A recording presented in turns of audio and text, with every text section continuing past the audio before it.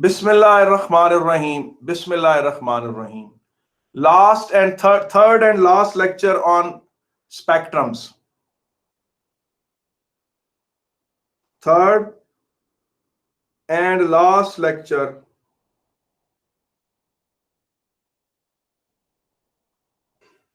on line emission spectrum, line absorption spectrum and continuous band spectrum. Continuous band spectrum को तो हम इतना discuss नहीं करते, मगर ये है कि वैसे उसका रेफरेंस के तौर पे नाम आता है। और आज जो है it's basically we will try to do a good numeric. हम आज न्यूमेरिकल करेंगे, एक लंबा न्यूमेरिकल करेंगे, ठीक है कि नहीं? अच्छा जी, हुआ ये कि बोहर ने, आपको पता है कि हाइड्रोजन के ऊपर अपनी कैलकुलेशंस लगाई। आपको पता है कि हाइड्रोजन का सेंटर में एक प्रोटॉन है जिसका चार्ज ई है, और उसके गिर्द एक इलेक्ट्रॉन घूम रहा है जिसका चार्ज भी ई है, और रेडियस आर है। और बोहर ने कहा जी कि उनके दरमियान जो कोलंबिक अट्रैक्शन है, यानी कूलम्स लॉ वाली जो अट्रैक्शन है, यानी जो चार्जेस वाली अट्रैक्शन है, वो ही उनको नेसेसरी सेंट्रीपिटल फोर्स प्रोवाइड करती। उसने ये फार्मूला लगाया उनके ऊपर, और फिर उसने कहा कि किसी इलेक्ट्रॉन की जो टोटल एनर्जी है वो उसकी sum of electric potential energy plus kinetic energy के बराबर है। और उसने इलेक्ट्रिक पोटेंशियल एनर्जी के लिए माइनस के क्यू क्यू अपॉन आर का फार्मूला लगाया, और काइनेटिक एनर्जी के लिए हाफ एम वी स्क्वायर का। और उसके बाद उसने अपनी तरफ से एक इक्वेशन लिखी, और उसकी आर्गुमेंट की बेस ये थी कि ये अगर एक प्रोटॉन है, इसके गिर्द एक इलेक्ट्रॉन अगर रोटेट करता है, और अगर उसका दिल है कि वो जरा दूर होके रोटेट करे, यानी सेकंड ऑर्बिट में रोटेट करे, तो उसके लिए एक पर्टिकुलर डिस्टेंस उसको दूर जाना पड़ेगा, और उन दो रेडियस के दरमियान वाला जो रीजन है वो उसके लिए फॉरबिडन होगा। ये सारा रीजन उसके लिए क्या होगा? फॉरबिडन। ऐसा नहीं है कि इलेक्ट्रॉन के पास ये राइट नहीं है कि वो जिधर अपना मुंह उठाए और उठाकर रोटेट करना शुरू कर दे। ये जो ग्रीन एरिया है ये उस इलेक्ट्रॉन के लिए फॉरबिडन। या तो वो रेडियस नंबर 1 में रोटेट करेगा, और या फिर वो रेडियस नंबर 2 में रोटेट करेगा। और इस काम के लिए उसने एक इक्वेशन लिखी, mvr is equal to NH/2 कि सिर्फ वो रेडियस पॉसिबल हैं, सिर्फ उन रेडियस में इलेक्ट्रॉन रोटेट करेगा जिनमें angular momentum integral multiple of H/2 हो। सिर्फ वो रेडियस पॉसिबल हैं जिनमें एंगुलर मोमेंटम जो है इंटीग्रल मल्टीपल ऑफ H/2 है। ठीक है बेटा, सिर्फ वो रेडियस पॉसिबल हैं जिनमें integral multiple angular momentum integral multiple of H/2 है। इस तरह करके उसने इलेक्ट्रॉन की एनर्जी कैलकुलेट कर ली हर ऑर्बिट। उसने क्या किया? हाइड्रोजन के इलेक्ट्रॉन, इन इक्वेशंस को मैनिपुलेट करके, ये देखें, मैनिपुलेट करके, ये न्यूक्लियस है, ये इसके गिर्द पहला ऑर्बिट है, ये इसके गिर्द दूसरा ऑर्बिट है, ये इसके गिर्द तीसरा, चौथा। अब आपको पता है हाइड्रोजन में तो होता ही एक इलेक्ट्रॉन है। हाइड्रोजन में जो एक इलेक्ट्रॉन है वो नॉर्मल सर्कमस्टांसेस में पहले ऑर्बिट में ही रोटेट करता रहता है, बाकी सारे ऑर्बिट्स तो खाली होते हैं, मगर उनकी एक प्रेजेंस वहां मौजूद होती बाकी उनकी। अच्छा, मैं इन ऑर्बिट्स को बार बार दायरे की शक्ल में नहीं बनाऊंगा, मैं सिर्फ इस तरह करके इनको एक लाइन की शक्ल में यूं दिखाऊंगा, यूं, ठीक है कि नहीं, इस तरह से। तो अब ये जो चीज है, आप ये चीज देखें कि आपके सामने यूं बनाता हूं कि ये जो है ना, ये रेडियस दिखा रहा हूं आपको, ठीक है ना, मुख्तलिफ।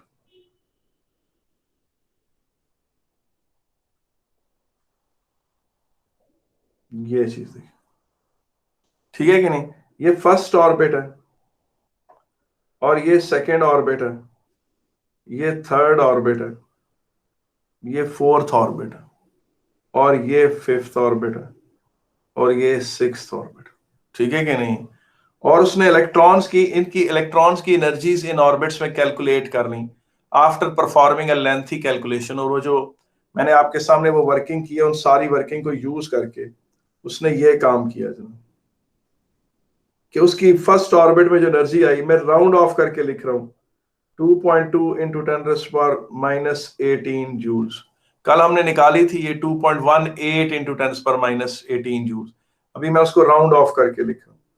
फिर उसने इसमें जो निकाली एनर्जी वो 5.3 इंटू 10⁻⁻19 जूल्स। यानी इलेक्ट्रॉन अगर सेकेंड ऑर्बिट में होगा तो उसके पास ये एनर्जी होगी, ये टोटल एनर्जी है उसकी माइनस। और थर्ड ऑर्बिट में उसकी एनर्जी थी -2.4 इंटू 10⁻⁻19 जूल्स, -1.3 इंटू 10⁻⁻19 जूल्स, और -8.0 into 10⁻⁻20 joules, and -6.0 into 10⁻⁻20 joules.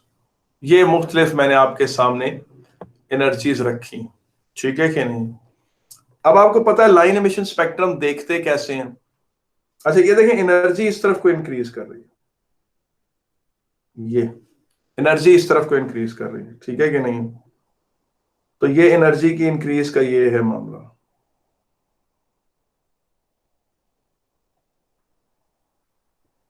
ठीक है, अब लाइन एमिशन स्पेक्ट्रम को आपको पता ना देखने का तरीका क्या था कि ये आप डिस्चार्ज ट्यूब लें, ये उसका एनोड है, ये एनोड है, ये उधर उसका कैथोड है। कैथोड को गर्म करने के लिए ये फिलामेंट करंट है। यहां पर आप वोल्टेज लगाएं मिनिमम 400 वोल्ट्स। कैथोड से इलेक्ट्रॉन्स निकलेंगे, कैथोड से क्या निकलेंगे, एनोड इलेक्ट्रॉन्स निकलेंगे, ऑल द वे एनोड तक जाएंगे।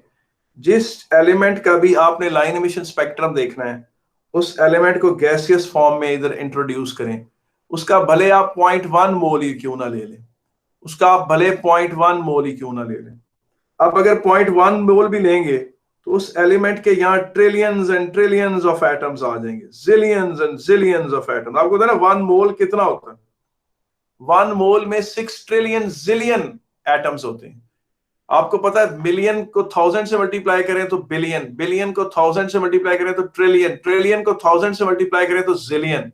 6 ट्रिलियन जिलियन का मतलब है कि 1 जिलियन एटम हो, और 1 जिलियन एटम को अगर हम 1 ग्रुप कहें तो ऐसे ग्रुप 6 ट्रिलियन हो, तो 6 ट्रिलियन जिलियन एटम्स होते हैं।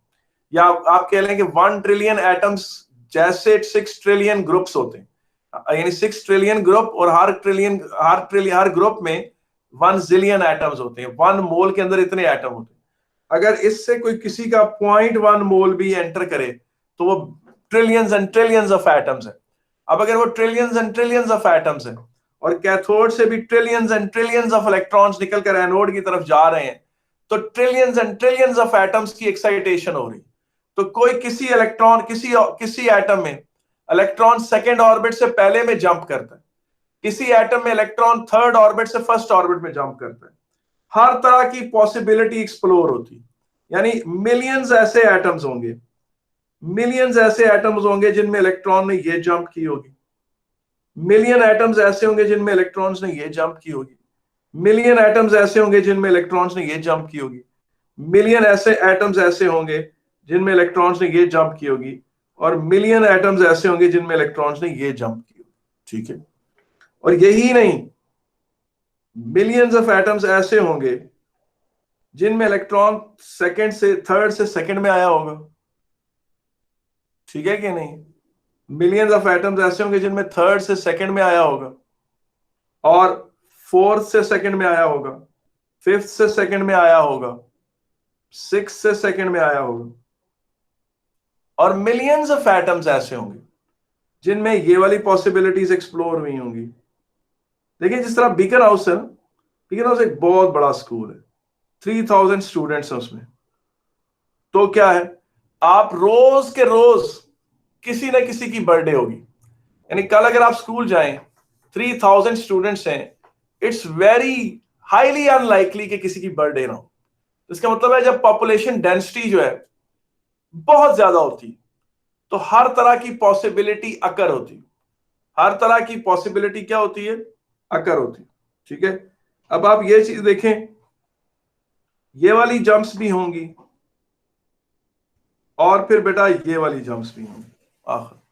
तो मैं फिलहाल इनमें से, इन सारी जंप्स में से सिर्फ इस पर्टिकुलर जंप को देख रहा हूं। ये देखिए, ये कौन सी जंप है जी?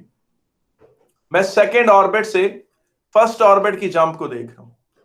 तो loss of energy when electron jumps from second orbit to first orbit क्या होगी जी? Loss of energy, loss of energy कितना होगा when electron jumps from first orbit to second orbit to first?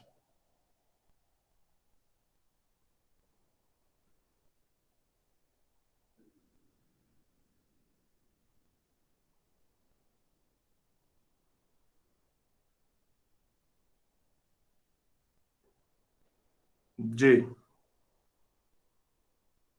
Loss of energy when electron jumps from second orbit to first orbit जी, E2 minus E1 कितना होगा? -5.3 into 10⁻⁻19 -2.2 into 10⁻⁻18। ये answer क्या आता है? कोई कैलकुलेट करके मुझे बताए जी। 1.67 जी 1.67 जी 67 1.67 इंटू 10⁻18।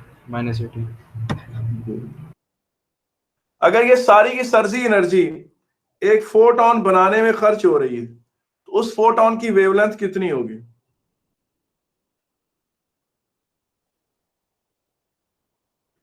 जी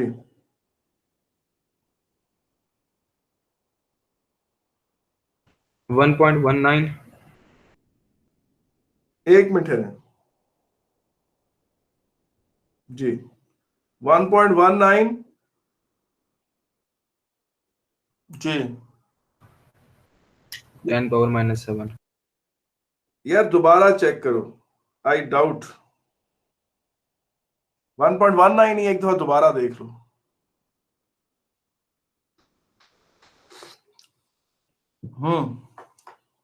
जी यही है सर।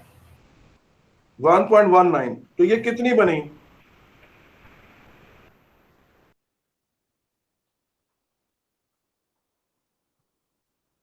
यार 119 नैनोमीटर। यार ये उसका इलेक्ट्रोमैग्नेटिक वेव्स का कौन सा रीजन है ये? यार ये कौन सा रीजन है इलेक्ट्रोमैग्नेटिक वेव्स का जी? कैन यू टेल मी ये कौन सा रीजन है जी? जी इलेक्ट्रोमैग्नेटिक वेव्स का ये कौन सा रीजन है जी?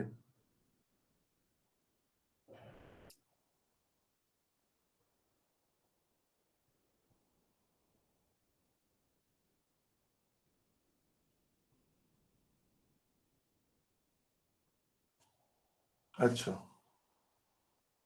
जी। यार ये कौन सा रीजन है बता सकते हैं? ये अल्ट्रा वायलेट रीजन है। ये कौन सा रीजन है? Ultraviolet region. ये देखिए, मैं आपको बना के दिखा देता हूं। ये इलेक्ट्रोमैग्नेटिक रेडिएशंस का आ गया मामला। ये है इंफ्रारेड, ये विजिबल, ये अल्ट्रा वायलेट। अब विजिबल रीजन एंड होती है 400 नैनोमीटर पे, और इंफ्रारेड ये इस तरह से इधर आती है, और ये रीजन 119 यहां कहीं आ रहा है। इसका मतलब है कि ये वाली जो लाइट वेवलेंथ है ये कहां आएगी? ये अल्ट्रा वायलेट रीजन में आ रही है, यूवी रीजन में आ रही है। हमें तो नजर नहीं आएगी स्क्रीन पर। अगर हमें नजर नहीं आएगी तो फिर कैसे देखेंगे इसको? सामने स्क्रीन पे कोई अल्ट्रा वायलेट डिटेक्टर लगाना पड़ेगा। स्क्रीन पे क्या लगाना पड़ेगा? कोई अल्ट्रा वायलेट डिटेक्टर लगाना पड़ेगा। ठीक है। अच्छा मुझे छोटी सी बात बताएं कि यार अगर ये वाली जो लाइट है, ये जिसकी मैं बात कर रहा हूं, ये जो सेकेंड ऑर्बिट से फर्स्ट ऑर्बिट में थी, जो भी एकदम अपना कलर चेंज कर देगी, ये वो हो जाएगी, ग्रीन हो जाएगी। ये देखें, ये देखें, ये ग्रीन हो गया ये सारा। ये जो जंप है सेकंड से फर्स्ट ऑर्बिट में, ये अगर एक यूवी लाइट एमिट कर रही है, एक यूवी लाइट का फोटोन एमिट कर रही है, तो मेरा आपसे क्वेश्चन है कि जो थर्ड ऑर्बिट से फर्स्ट ऑर्बिट में जंप होगी, उसका इलेक्ट्रॉन कौन सी वेव एमिट करेगा? क्या वो वेव इंफ्रारेड में होगी, विजिबल में होगी, या अल्ट्रावायलेट में होगी? जी बता सकते हैं कि वो वेव कौन से रीजन की होगी? जी जी बता सकते हैं कि नहीं? मैंने कहा जो थर्ड ऑर्बिट से फर्स्ट ऑर्बिट में आएगी, जिसको मैं आप कहते हैं तो ग्रीन कर देता हूं, ये देखें,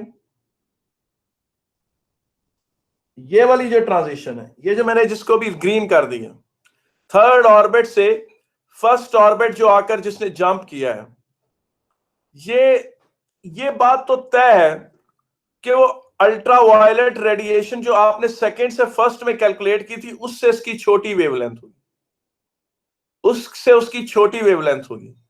और वो कितनी छोटी होगी? थर्ड से सेकंड जो है, थर्ड से फर्स्ट में जो आई है, उसकी वेवलेंथ छोटी होगी। ऑफ कोर्स आपको कैलकुलेट करनी पड़ेगी, लेकिन मैं आपको इतनी बात बता देता हूं कि जब सेकंड से फर्स्ट, ये देखें, आप ये नोट करें, मैं आपके सामने बनाकर आपको दिखाता हूं। ये फर्स्ट ऑर्बिट, ये सेकंड ऑर्बिट, और ये थर्ड ऑर्बिट, ये फोर्थ ऑर्बिट है, ये फिफ्थ है, और ये सिक्स्थ। ठीक है कि नहीं? अच्छा, आपने अभी कैलकुलेट किया, अभी आपने खुद कैलकुलेशंस किए हैं कि ये वाला जो जंप है इलेक्ट्रॉन की, ये प्रोड्यूस करती है एक फोटोन जिसकी वेवलेंथ 119 नैनोमीटर है। तो मुमकिन है ये वाली जंप क्या करेगी? ये शायद प्रोड्यूस करे 80 नैनोमीटर। मैं ऐसे ही लिख रहा हूं वैल्यू, शायद 80 नैनोमीटर प्रोड्यूस करे। ये जंप जो है, ये शायद प्रोड्यूस करे 70 नैनोमीटर, और ये जंप शायद प्रोड्यूस करे 65 नैनोमीटर, और ये जंप शायद प्रोड्यूस करे 63 नैनोमीटर। ये सारी की सारी अल्ट्रावायलेट में। तो जाहिर है जब बोहर ने एक्सपेरिमेंट परफॉर्म किया होगा, तो लाइन एमिशन स्पेक्ट्रम में हाइड्रोजन की ये वाली जो स्पेक्ट्रल लाइंस हैं, ये वाली जो वेवलेंथ है जो हाइड्रोजन ने एमिट की हैं, ये तो नजर नहीं आएंगी ना जी स्क्रीन पर। ये तो सामने तो किस तरह नजर आई होंगी? ये उसी स्क्रीन पर आपको कोई अल्ट्रावायलेट डिटेक्टर लगाया होगा आपने, जिस पर जब ये पड़ी होंगी तो वहां पर कोई कलर्स या कोई लाइंस आ गई होंगी, कोई इंडिकेशन हुई होगी कि यहाँ कोई रेडिएशन गिर रही है। और इनको अगर आप उसमें स्पेक्ट्रम में अल्ट्रावायलेट रीजन में बनाकर दिखाएं, ऐसे करके, यूं करके इनको लाइनों की शक्ल में शो करें, तो ये इस तरह से आती है। ये देखें, ये 119 यहां आ जाएगी, ठीक है कि नहीं है? फिर आ जाएगी 80, फिर आ जाएगी 70, फिर आ जाएगी 65, फिर आ जाएगी 63। यूं होगी। इस तरफ को फ्रीक्वेंसी बढ़ रही है, इस तरफ को वेवलेंथ बढ़ रही है। आप मुझसे क्वेश्चन पूछ सकते हैं, क्वेश्चन आप ये पूछ सकते हैं कि सर कल आप जब कैलकुलेशंस कर रहे थे तो आपने कुछ इस तरह की चीज डिराइव कर ली थी, वो जो ऊपर आपने इक्वेशनें लिखी हुई हैं उनसे आपने इस तरह की कोई चीज डिराइव की थी, हम देख रहे थे, आपने कुछ ऐसी बात की थी। सॉरी, और यहां पर सॉरी आर का स्क्वायर नहीं है। और फिर आपने इसे यूज करके आपने कहा था जो फर्स्ट ऑर्बिट है, जब इसमें n1 डाला था आपने, तो आप ये हाइड्रोजन की बात करो कि हाइड्रोजन का जो पहला ऑर्बिट है वो, उसका ये डिस्टेंस है, ठीक है कि नहीं? फिर आपने उसमें n की जगह 2 पुट कर दिया और उसको कैलकुलेट किया, तो ये कितना आता है? ये 2.12 आ रहा था, 2.12 आ रहा था कि कितना आ रहा था? मिलके नहीं, एक मिनट ठहरे यार, 0.05 को मल्टीप्लाई करें, देखें उससे क्या आता है। 0.212 आता है, 2.12 आता है, 0.053 को, ठीक है। तो इंटू 10⁻⁻⁹। और फिर आपने कहा जी कि उसकी जगह जब 3 पुट करेंगे तो ये जो आप हमें मॉडल दिखा रहे हैं, जो आप हमें कैलकुलेशन सर करके दे रहे हैं, ये तो कुछ इस तरह का मंजर पेश कर रही हैं। सर जी मैं सुन रहा हूँ। हाँ सर जी मैं सुन रहा हूँ। सिर्फ -9 ही -10 है।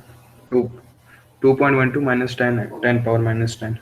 तो ओ सॉरी, फिर वो यूं हो गया 0.21। ठीक ठीक है, फिर भी ज्यादा ही है।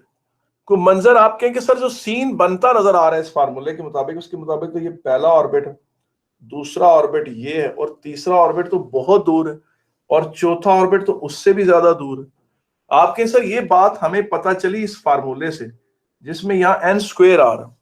हमने तो खुद से तो कुछ नहीं कहा, ये फार्मूला हमें कुछ इस तरह की कहानी सुना रहा है कि बाकी रेडियस तो दूर दूर है।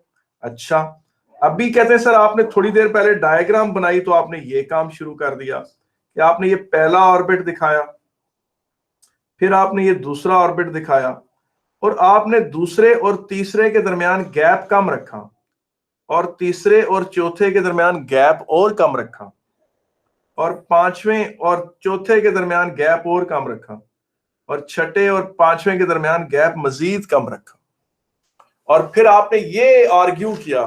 तो ये आपकी बात में सर कोई कुछ कंट्राडिक्शन नहीं है? आप कह सकते हैं ना मुझे, आप मुझसे rightly you can say this thing कि सर ऐसा क्यों है। जी, तो क्या इसका जवाब है? जी बेटा, इसका क्या जवाब है? सर आपने तो एनर्जी का ग्राफ नहीं बनाया हुआ। जी बिल्कुल। ये बात क्वेश्चन ये है कि फार्मूला तो ये बताता है रेडियस का, n², जो रेडियस में n² है, ये वाला जो रेडियस में n² है, ये वाला, ये जो भी ब्लू हुआ है, ये तो ये बताता है कि इस तरह का कुछ सीन होगा कि पहला रेडियस छोटा होगा, दूसरा काफी फासले पर होगा, तीसरा उससे भी बहुत दूर होगा, और चौथा तो बहुत दूर होगा। इसका मतलब है कि फर्स्ट ऑर्बिट और सेकंड ऑर्बिट में गैप कम है, सेकंड और थर्ड ऑर्बिट में गैप ज्यादा है, और थर्ड से फोर्थ में गैप उससे भी ज्यादा है। और यहां जब आप डायग्राम बनाते हैं तो आप पहले और दूसरे का गैप सबसे ज्यादा दिखाते हैं, और दूसरे और तीसरे का गैप कम, और तीसरे और चौथे का उससे कम, और चौथे और पांचवें का गैप उससे कम, और पांचवें और छठे का गैप उससे कम। तो सर इसमें क्या राज पोशीदा है? तो अब्दुल्ला शमीम ने राइटली पॉइंट आउट किया कि जनाब इसमें वजह जो है वो एनर्जी का मसला है, कि एनर्जी के पर्सपेक्टिव से सबसे ज्यादा डिफरेंस पहले और दूसरे ऑर्बिट में, और दूसरे और तीसरे ऑर्बिट में एनर्जी के पर्सपेक्टिव से कम फर्क है, और तीसरे और चौथे में एनर्जी का और भी कम फर्क है। इसका मतलब है वो इलेक्ट्रॉन जो चौथे ऑर्बिट में रोटेट कर रहा है और वो इलेक्ट्रॉन जो पांचवें ऑर्बिट में रोटेट कर रहा है, उनकी टोटल एनर्जी का डिफरेंस बहुत कम है। ठीक है, इस हिसाब से हमें पता चला कि हाइड्रोजन में जो सेकेंड ऑर्बिट से पहले ऑर्बिट में जंप करेंगे वो अल्ट्रावायलेट रीजन में आएंगे, और थर्ड से जो फर्स्ट में आएंगे ये सारी जंपें अल्ट्रावायलेट रीजन में वेव्स प्रोड्यूस करेंगे। ये सारे के सारे किस में बेटा करेंगे? अल्ट्रावायलेट। इसका मतलब है उस जमाने में जब लाइन एमिशन स्पेक्ट्रम बनाए गए, देखे गए, डेवलप किए गए, उनको वॉच किया गया, तो उनके पास अल्ट्रावायलेट रेडिएशंस की वो थी, मतलब उनको डिटेक्ट करने की सलाहियत थी। तो ये जनाब आपके सामने सीरीज आ गई पूरी। और आप ये चीज देखें कि अगर इसको आप λ1 कहें, इसको λ2 कहें, इसको λ3 कहें, इसको λ4 कहें, तो इसको λ5 कहें, तो λ1 और λ2 में फर्क ज्यादा है, फिर λ2 और λ3 में फर्क कम है, और फिर λ3 और λ4 में फर्क कम है, और फिर λ5 और λ4 में फर्क और भी कम है। इस तरफ को फ्रीक्वेंसी बढ़ रही है, इस तरफ को वेवलेंथ बढ़ रही है। अब आ जाए जनाब, हम क्या करेंगे? हम यहां पर इस क्वेश्चन पे वापस आ रहे हैं, ठीक है कि नहीं? और we want to calculate the wavelength of the light emitted when the photon jumps from the third orbit to the second orbit। जी जनाब ये करके दिखाइए मुझे जरा कैलकुलेशन। मैं ये डायग्राम यहां से कॉपी, यहां से ये डायग्राम सॉरी कॉपी कर लेता हूं। मुझे ये डायग्राम यहां से कॉपी चाहिए पूरी। जी एक मिनट।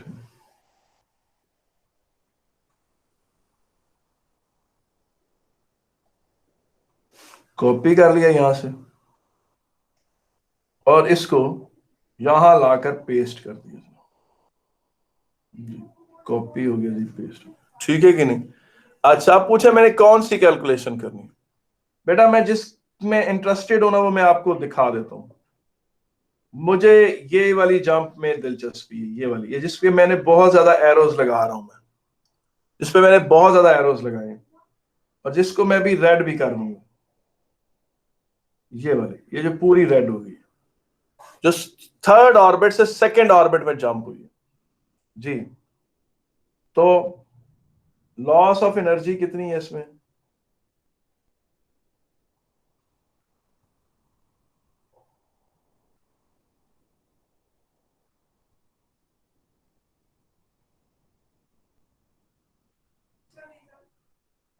ये कितनी होगी जनाब? 5.3 इंटू 10⁻⁻19।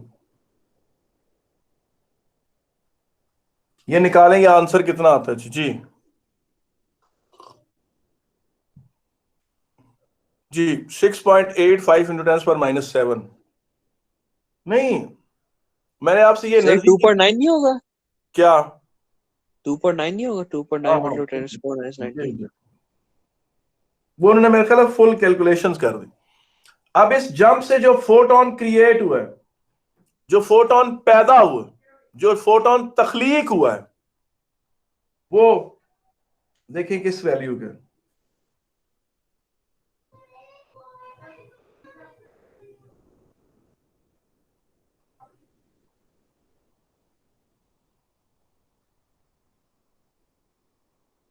वेवलेंथ, तो वेवलेंथ कितनी होगी जी?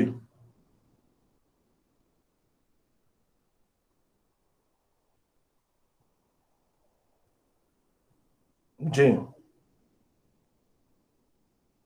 जी, अभी आपने किसी ने इसकी वैल्यू बताई थी, वो क्या थी जी? बता सकते हैं? दोबारा बताएं, क्या वैल्यू थी जी? वो है जी 6.85 इंटू 10⁻⁻7। ठीक है, 6.85 या 685 इन पर 10⁻⁹ या 685 नैनोमीटर, या 685 नैनोमीटर। आपको पता है ये रेड लाइट है, आपको पता है ये रेड लाइट का फोटोन है, और आपको पता है ये क्लियरली विजिबल रीजन है। अच्छा, इसका मतलब है लाइन एमिशन स्पेक्ट्रम ऑफ, जब आप वो देखते हैं रेड हाइड्रोजन का, तो उसमें ये वाला फोटोन नजर आता है। ये वाला फोटोन क्लियरली क्या होता है? नजर आता है। और अब बोहर की कैलकुलेशन ने भी ये प्रूव किया, और जब एक्चुअल एक्सपेरिमेंट हुआ तो उसमें 685 नैनोमीटर वहां मौजूद था, जिस चीज ने बोहर को बहुत ज्यादा फेमस कर दिया। और उन्होंने कहा जी कि बोहर साहब तो छा गए, ठीक है कि नहीं? और वो यूं कर देते हैं। ठीक है जनाब, ये आपके सामने दोबारा लिखाई। इसमें से बाकियों को मैं डिलीट कर देता हूं, ठीक है कि नहीं? बाकियों को मैं क्या कर देता हूं? डिलीट कर देता हूं। ये जो पहले ऑर्बिट में एनर्जीज आ रही है ना, इनको मैं डिलीट कर देता हूं, ठीक है ना? बल्कि पहले ऑर्बिट की एनर्जी भी फारिग कर देता हूं, और जो थर्ड ऑर्बिट में लैंड कर रहे हैं वो भी, ये भी, ठीक है? ये मैं अब आपके सामने वो हैं। और इसमें से भी जो आपने कैलकुलेशंस की हैं, आपने इसकी लॉस ऑफ एनर्जी निकाली, तो ये आपको कहां नजर आता है? विजिबल रीजन में। और ये रेड लाइट थी, अभी आपने कैलकुलेट किया, ये थी 685 नैनोमीटर, ठीक है? अच्छा, जरा मुझे ना छठे से दूसरे ये वाला कैलकुलेट करके देखिए बेटा। छठे से दूसरे में ये वाला जो है, इसकी वेवलेंथ निकाल के बताएं कि छठे से दूसरे में जब इलेक्ट्रॉन जंप करता है, उससे जो फोटोन पैदा होता है उसकी एनर्जी क्या होती है जी? छठे से दूसरे में,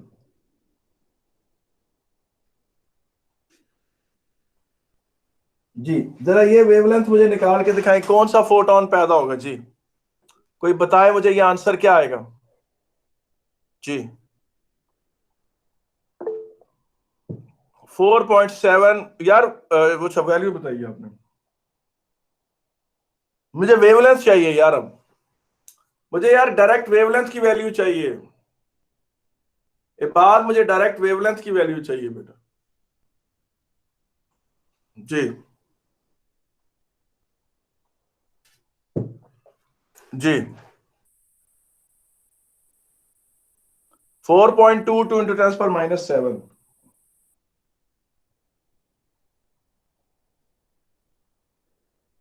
422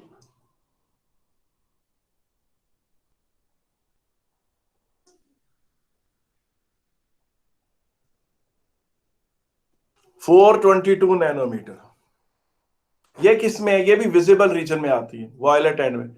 गोया सेकेंड ऑर्बिट में जितनी भी ट्रांजिशंस हो रही हैं वो मैक्सिमम सारी की सारी किस में है?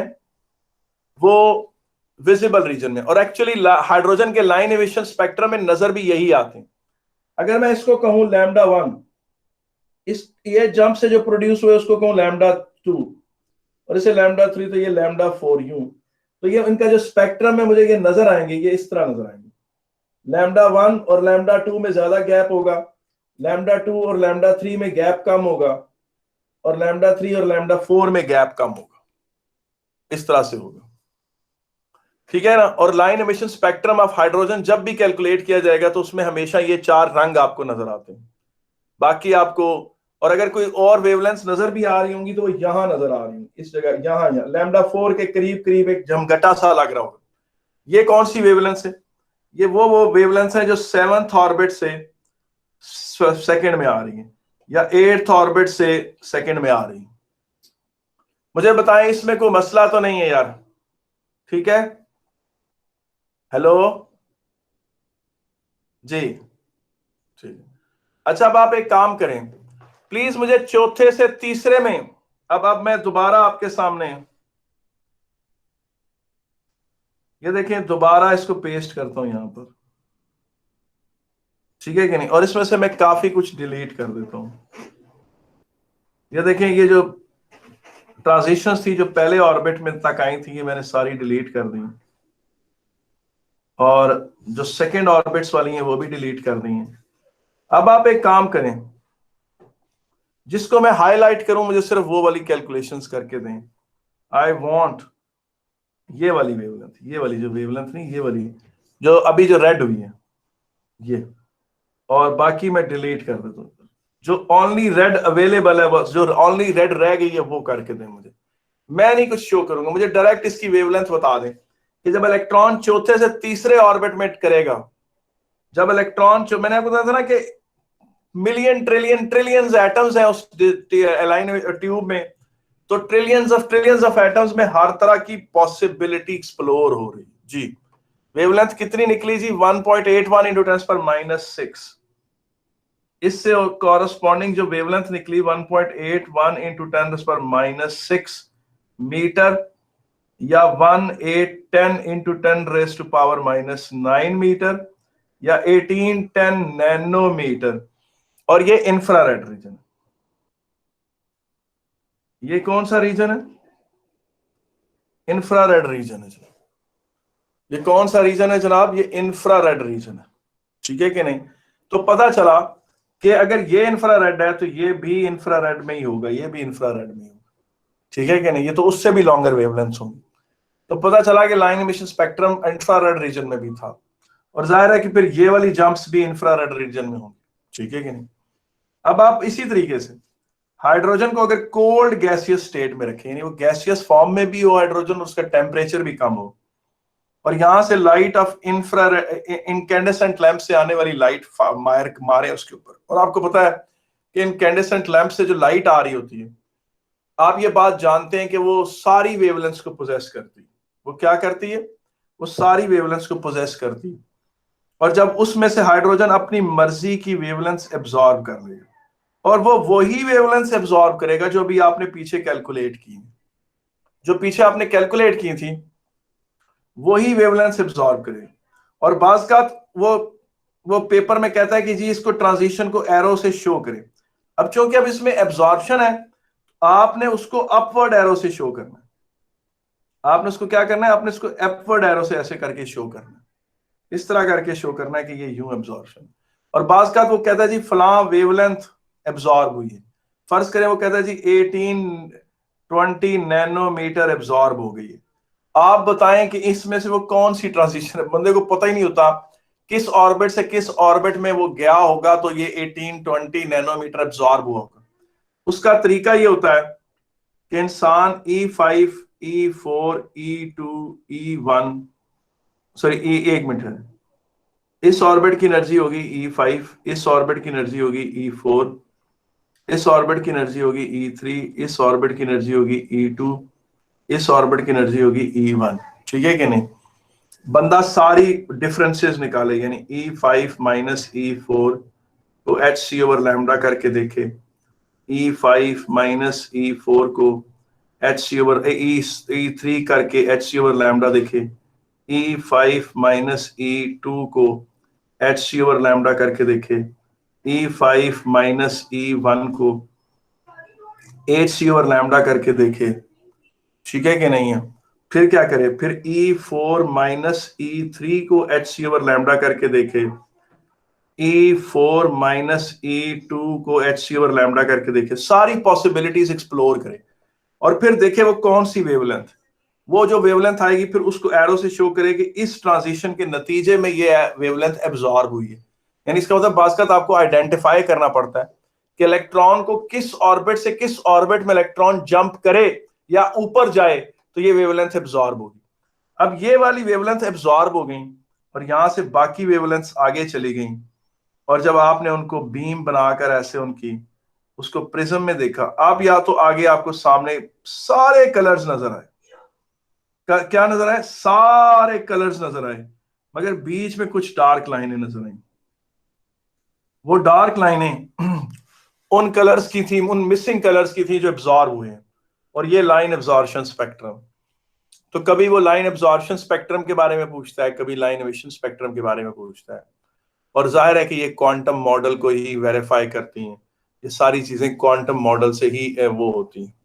और आपको ये बात पता है कि एब्जॉर्प्शन के हवाले से कल मैंने एक बात कही थी, वो बात सुन लें कि फर्ज करें कि ये एक ऑर्बिट है और फर्ज करें कि ये कोई और ऑर्बिट है, और इलेक्ट्रॉन को इस ऑर्बिट से इस ऑर्बिट में जाने के लिए 4.2 इलेक्ट्रॉन वोल्ट की एनर्जी चाहिए, और यहां से बहुत सारे फोटॉन्स आ रहे हैं।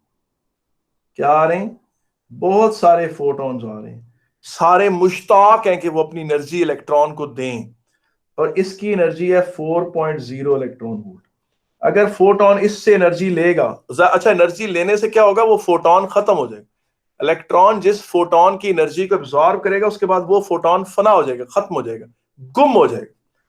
तो अगर इलेक्ट्रॉन इस 4.0 वाले फोटॉन की एनर्जी लेगा तो जाहिर है जंप करके यहां तक पहुंचेगा, और ये फॉरबिडन रीजन है। और फिर अगर वो 4.1 वाले इलेक्ट्रॉन वोल्ट वाले उससे लेगा फोटॉन से, अगर वो 4.1 वाले फोटॉन से एनर्जी लेगा तो यहां पहुंचे, तो भी उसे मंजूर नहीं है। और फर्ज करें एक फोटॉन के पास 4.3 की एनर्जी थी, 4.3 की एनर्जी उसे ऊपर पहुंचा देगी, ये भी नहीं वो उसे पसंद, वो इस शहजादे फोटॉन का इंतखाब करेगा जिसकी एनर्जी एग्जैक्टली उस डिफरेंस के बराबर है, एग्जैक्टली उसकी एनर्जी जो है उसके बराबर है। ये देखिए, ये जो रेड में फोटॉन कर दिए मैंने, ये इस फोटॉन की जो एनर्जी है वो एग्जैक्टली इस ट्रांजिशन के बराबर है। इलेक्ट्रॉन इससे एनर्जी लेकर ऊपर चला जाएगा और ये वाला फोटॉन खत्म हो जाएगा। नतीजतन बाकी इलेक्ट्रॉन्स आगे जाए, फोटॉन्स आगे चले जाएंगे, मगर ये फोटॉन यहां पर फोत हो चुका होगा, और नतीजतन आगे जो लाइन एमिशन स्पेक्ट्रम बनेगा, सॉरी लाइन एब्जॉर्प्शन स्पेक्ट्रम बनेगा, उसमें ये वाला फोटॉन की जगह डार्क लाइन होगी। अच्छा, यहां तक ठीक है। मैं आपसे क्वेश्चन पूछूंगा, मैं देखता हूं कि किसकी अंडरस्टैंडिंग ज्यादा हुई है। जनाब ये बात देख बेटा, मेरी एक बात सुने, ये देखें, हम कहते हैं कि ये गैस या कोल्ड स्टेट में मौजूद है, यहां से फोटॉन्स आ रहे हैं, हर तरह की वेवलेंथ के फोटॉन्स आ रहे हैं। इसके एटम्स ने अपनी मर्जी के फोटॉन से एनर्जी ले ली, अपनी अपनी जितनी उसको चाहिए थी एनर्जी ले ली, इस फोटॉन से एनर्जी वसूल करके ऊपर चला गया। बाकी फोटॉन्स भी तो आगे चले गए, वो नजर आ गए सामने प्रिज्म उसमें। लेकिन यार यहां पर जब इलेक्ट्रॉन से एब्जॉर्ब कर लेता है तो वो तो एक्साइटेड स्टेट में 10⁻⁻⁸ सेकंड से ज्यादा देर तो रहता नहीं। एक्साइटेड स्टेट में वो 10⁻⁸ सेकंड से तो ज्यादा देर रहता नहीं, वो जंप डाउन करता है। तो वो फोटोन जो फोर्थ हुआ था, वो फोटोन जो गुम हुआ था जी, वो फोटोन जो गुम हो गया था, इलेक्ट्रॉन ने उसे चूस लिया था और उसकी एनर्जी चूस के वो जंप कर गया था ऊपर। अब वो फोटोन क्या री एमिट नहीं हो जाएगा? और अगर वो री एमिट होगा तो उसको जहां उसकी डार्क लाइन थी उसे फौरन जाके वो जगह कब्जा करनी चाहिए। क्यों हो, मेरी जगह डार्क लाइन आ गई है, क्यों आ गई है? तो वो उस जगह को भर ले। तो यार उसका क्या हाल है, कैसे भरेगा उसे? जी, क्या आप मुझे बता सकते हैं कि कैसे भरेगा? सर कोल्ड गैस स्टेट की वजह से, हाँ कोल्ड गैस स्टेट की वजह से हाँ हाँ, देर, क्या होगा? उसकी वजह से देर हो जाएगी उसको जाते हुए, गैप नहीं भर पाएगा। कोई और आंसर देना चाहे? कोई और बंदा? राहिम आप दोबारा भी ट्राई कर सकते हैं जी। ये है क्विज जी। जी, कोई बता सकता है कि ऐसा क्यों होगा? जी जी, मरियम नईम,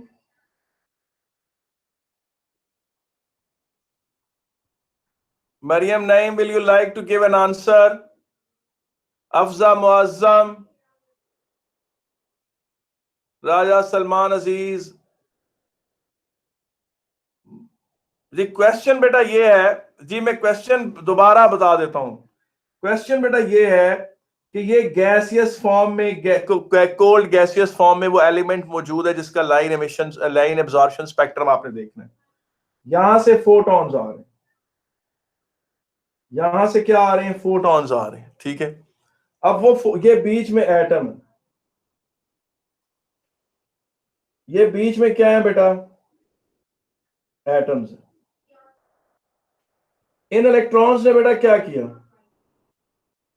फोटॉन्स को उनको ऑब्जॉर्व करके जंप अप करे, अपने मतलब के सारे फोटॉन्स उन्होंने ऑब्जॉर्व कर लिए। बाकी फोटॉन्स आगे चले गए। जो फोटॉन्स आगे चले गए वो प्रिज्म से गुजर कर आगे स्पेक्ट्रम के अंदर नजर आए। वो फोटॉन्स आगे जाकर नजर आए स्पेक्ट्रम के अंदर, ठीक है कि नहीं है? वो स्पेक्ट्रम में नजर आए फोटॉन्स, ठीक है, हमने मान लिया कि वो नजर आए। और जो बीच में एब्जॉर्ब हो गए थे रास्ते में, जो बीच में रास्ते में एब्जॉर्ब हो गए थे, उनको यहां डार्क लाइनों से नजर आए। वो यहां वो मिसिंग थे, डार्क लाइनें थी उनकी जगह। लेकिन मैंने कहा कि वो फोटोन जो एब्जॉर्ब हुए, मैंने कहा कि इलेक्ट्रॉन जब हायर ऑर्बिट में चला जाता है तो वो वहां ज्यादा देर तक तो रहता नहीं, 10⁻⁻8 सेकेंड्स तक तो रहता है। तो वो जंप डाउन भी तो करता है। जब वो जंप डाउन करता है तो वही फोटोन री एमिट नहीं हो जाते? अगर वो री एमिट हो जाते हैं तो वो जाकर अपनी डार्क जगह जो थी उसको भर क्यों नहीं देते? और हमें सारा प्रिज्म सही क्यों नजर नहीं आता? हम क्यों कहते हैं कि वो मिस हो गए हैं? वो ठीक है, एब्जॉर्ब तो किए हैं, लेकिन आपको पता है कि एक्साइटेड स्टेट में एटम जो है वो ज्यादा देर तो रहता ही नहीं है। 10⁻⁸ सेकेंड उसकी एवरेज लाइफ होती है।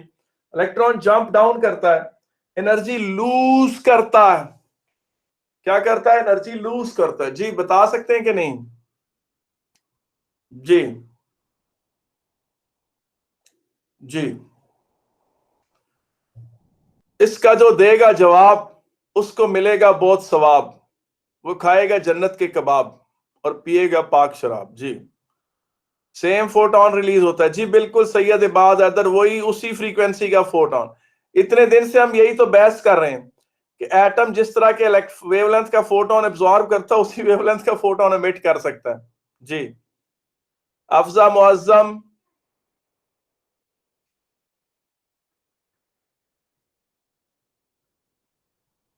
जी है कोई शेर जवान? मोहम्मद अहमद, तुम बताओ। जी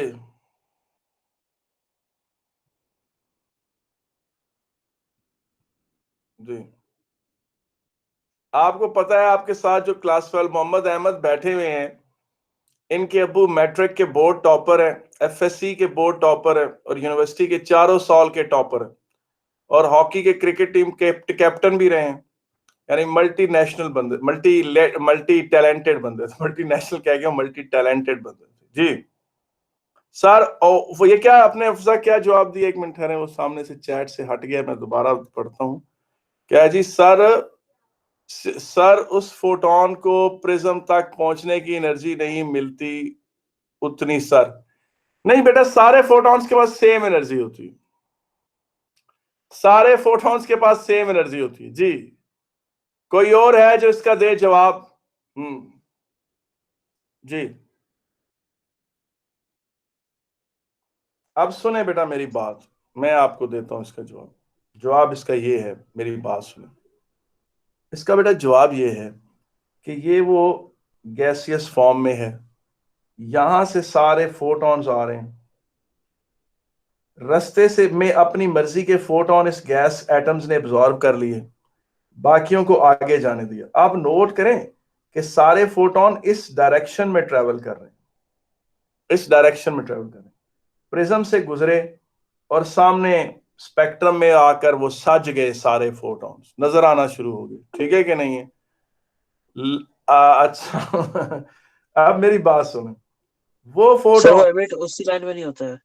जी अब्दुल्ला शमीम ने, वो जब फोटोन री एमिट होते हैं तो वो चारों तरफ एमिट होते हैं, वो चारों तरफ एमिट होते हैं। ये पहला रीजन है जो अब्दुल्ला शमीम ने राइटली किया एक्सप्लेन। और दूसरा रीजन अब बाद ने दे दिया कि कुछ उनमें से एमिट अगर हो भी गए तो रीअब्सॉर्ब हो जाएंगे, नतीजतन इस डायरेक्शन में उनकी इंटेंसिटी बहुत ही कम रहती है, और वहां जो उनकी जगह पर डार्क लाइनें पड़ गई थी वो डार्क ही रहेंगी। जो उनकी जगह पर डार्क लाइनें थी, जिनको मैं थिक करके दिखा रहा हूं, वो डार्क ही रहती हैं, उस तरफ नहीं वो आते। वो फिर जब री एमिट होते हैं तो वो चारों तरफ जाते हैं, जब वो री एमिट होते हैं तो वो चारों तरफ जाते हैं।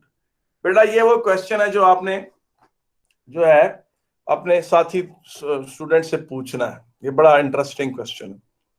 बेटा line emission spectrum, line absorption spectrum comes to an end. हमने इसके हवाले से जितनी गुफ्तगू थी, 3 चैप्टर हमने किए। अब आप इसके पास पेपर्स करें, आपको महसूस होगा कि ये आपको आता है टॉपिक। जी